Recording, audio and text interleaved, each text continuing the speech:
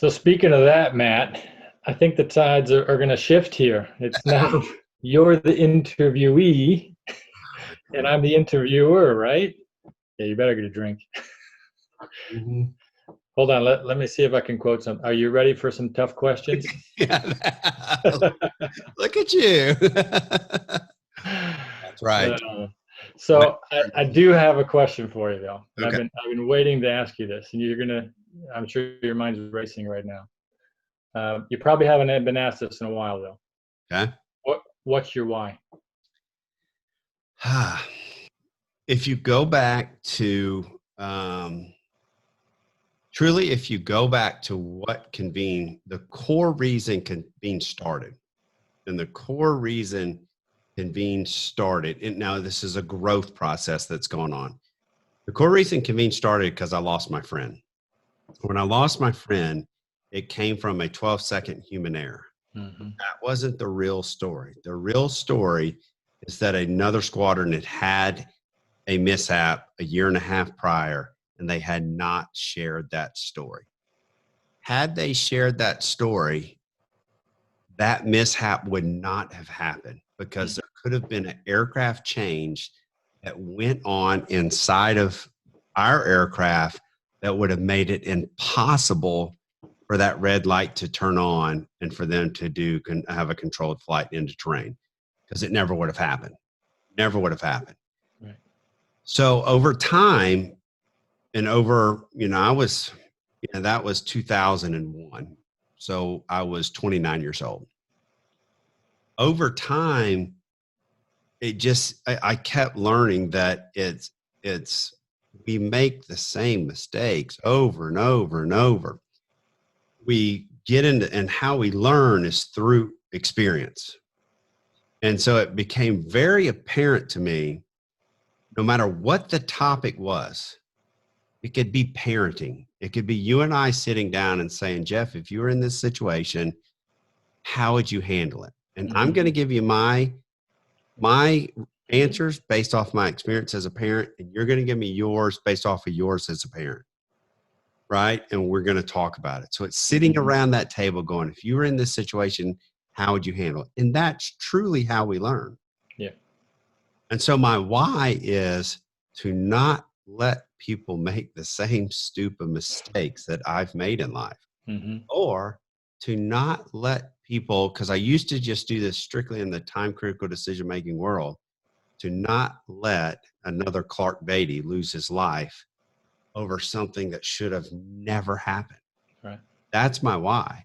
And I remember you telling that story when you came to Guilford to speak to the athletics group. And and to be honest with you, Matt, I still have little chills of you telling it. And even it was the abbreviated version today.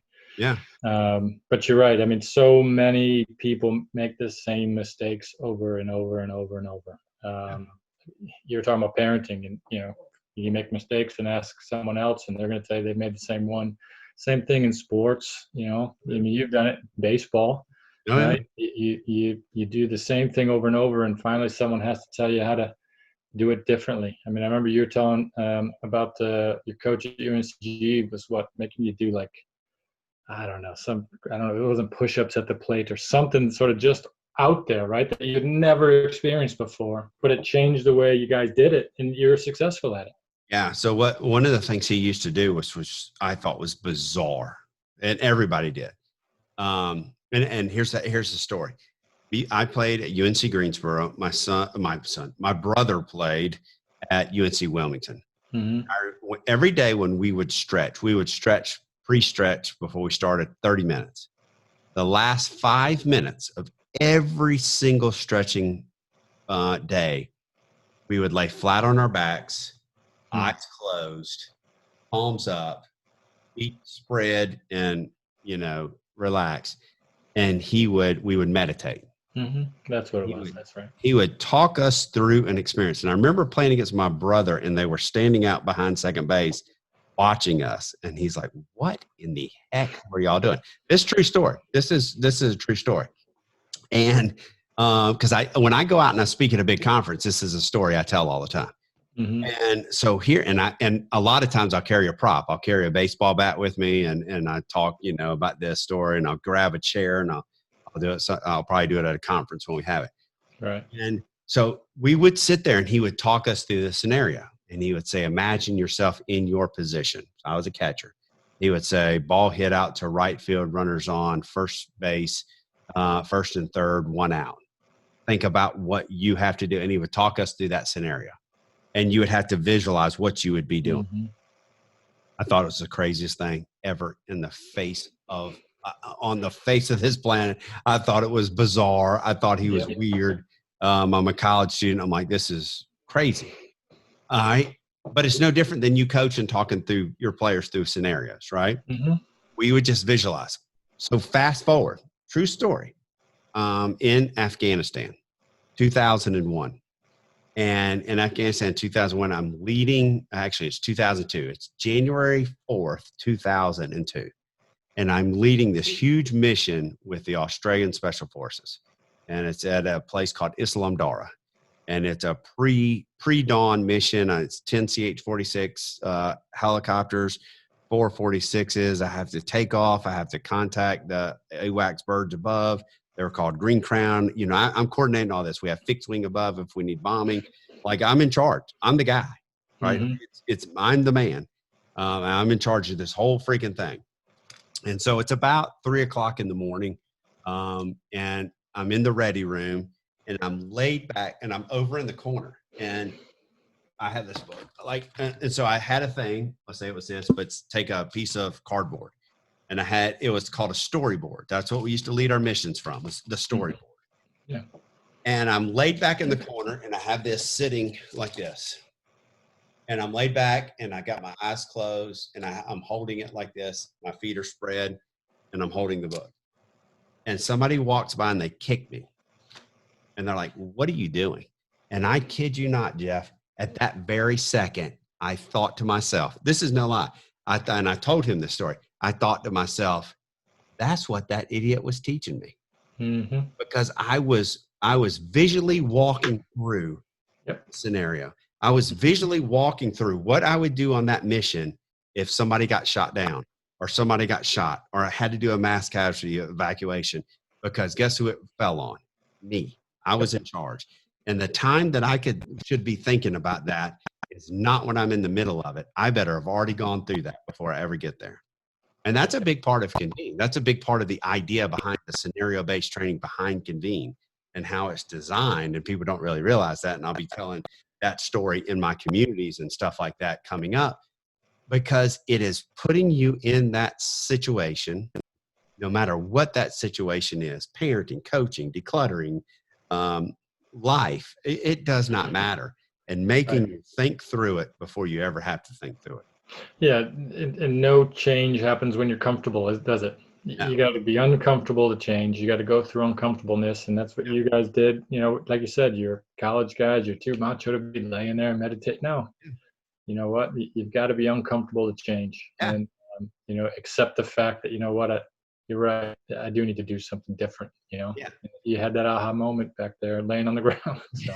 A moment getting ready to go out and fight the enemy. Yeah, I can't even imagine. I used to sit in the hallways, find a little quiet place before games and do something similar, just sort of be by myself and try to figure out how I was going to get, players that weren't very good to do good things. And, I certainly wasn't going through how to save people's lives in certain scenarios. I tell the story too. And I was a catcher, right? So when I talk like sometimes to athletes, and you may remember this, I said think about this. I was a catcher, so I'd put my catcher equipment on, right? I'm putting my stuff on, right? But think about putting a bulletproof vest on. Think about locking and loading. It's the same thing. Mm. Not really, but that's uncomfortable. Yeah. I can't even imagine, but that's another story. So I got some great stories. I can imagine. And speaking of stories, this is my other question for you. Now, this is maybe the toughest one, because now you're going to have to choose. All right. Favorite moment from today. You've had 13, take me out of it. 13 people on this podcast. It's been fantastic. I've written down notes and written down. What's your favorite moment? How about three? 3 favorite moments today. Does it have to just be today? Gosh. No, I guess not. No. There's been a couple of moments in the last couple of weeks that have really moved me. And two of them have to do with videos. Hold on. Geez. Yeah, pick me, right? You're on. Watching Jody Watkins' video a few weeks ago when she did her, when I looked at her community video, touched me. And then watching Jamon's community video the other day touched me.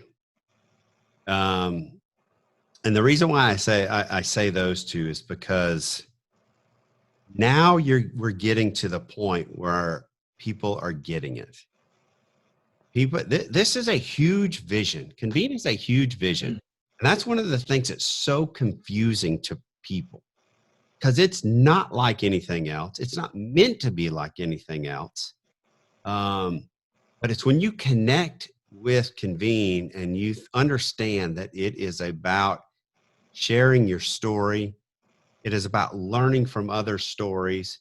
It's about making each other better. It's about lifting each other up. You know? And those two particular videos were very moving to me because they connected on that level.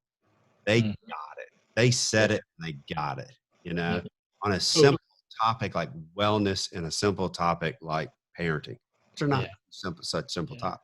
Well, when we played the video in the, on our weekly calls, like you said before, it usually takes us 10, 15 minutes to catch up and kind of calm down and everything else. But as soon as those two videos came on, just dead quiet, just watching, and you could see it on people's face, just intently watching and understanding. So it was great. Yeah. And as far as today, man, that's so tough. I don't even know if I could pick a moment, because every moment is good. I would say the overarching moment is that what you said coming on, is that each and every one of the speakers today came on and told their different story, their different passion, their different whys. And now that's taking it to a level of bringing it to what the core value and what we're here to do. Now it's up to us to go as a core team and a Convene team and spread that news and grow it, because we have some choices to make. The choices we have to make is we can keep this goodness to ourselves and be happy with each other and love each other and think each other's great, or we can go out and say, okay, how can we grow this thing? And that's where we're at. We're having a pivotal moment of growth right now. Yeah, but the people that are involved right now, Matt, that's not the people involved. That's not who they are in terms of keeping it around the people that they know best. It's the people involved right now. People have been on today. It's all about reaching out to others, people that don't know, and spreading the words. Absolutely, that's where we're at. That's what's so exciting. That's so exciting. You know? I don't know if that answered your question. It did, yeah. And you got some good cheers here from from the comment sections. And of course, Eugene. Wow. I mean, Eugene just goes, it's without saying, isn't it? Yeah, exactly. Exactly. But I mean, it's been great. I think, you're not going to say it, but you deserve a lot of credit for putting it all together and how well it's gone. So. Yeah. Well, it's right there. Todd, right? Todd. We wouldn't be here without Todd. Todd will be coming on the Convene Connections podcast real soon, so he can talk his side of the story. But we wouldn't be here without Todd. It's my baby. It's his stepchild, because we argue about that. But we wouldn't be here without Todd. And I do want to say that because he gets the vision. He gets where we're trying to go, and everybody wants Todd. Everybody wants it to be different. Yeah. Everybody wants, it needs to have this. Can it have this? And, it'll get this, but, Hey, and speaking of Todd, if anybody, well, let me go back. Let me say this differently. Anybody can change because of being uncomfortable. And take Todd, for example. Yeah. He changed and brought in emojis. Yeah, he brought emojis. He did not want to bring emojis in. Or like and unlike buttons. That's right. That's right. You had to overcome. That's right. But yeah, I mean, again, Melinda hasn't been on today, but we wouldn't be able to do it without Melinda. No question. There's no doubt about that. I often joke that if I get hit by a car, she's in charge. But it's so true. And Braden, obviously, Braden's been with me since longer than anybody. And I hate he had to work today, couldn't be on. But yeah, it's we've been able to hear from the rest of the team today, but everybody on our core team is special and brings a huge part to it, to Right. what we're doing. So that's Yep. for sure. Well, we're all following you.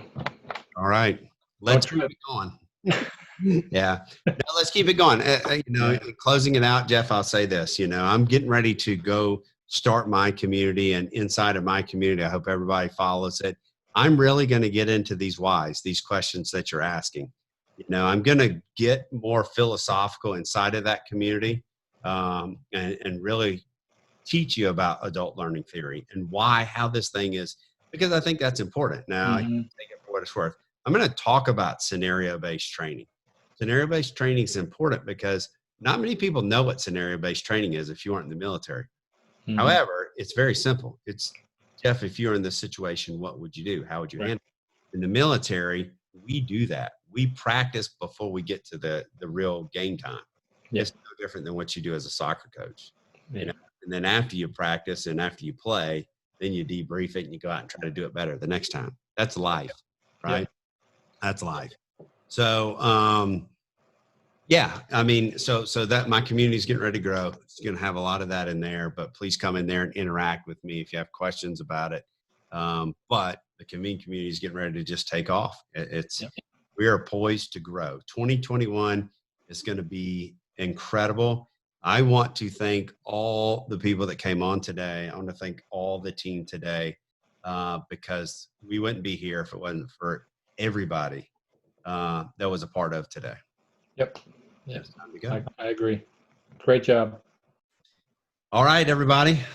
We'll close it out now. Thanks for watching. Thanks for being a part of this. And yeah, real life, real people, real experiences. Thanks, Jeff. Yeah. See ya.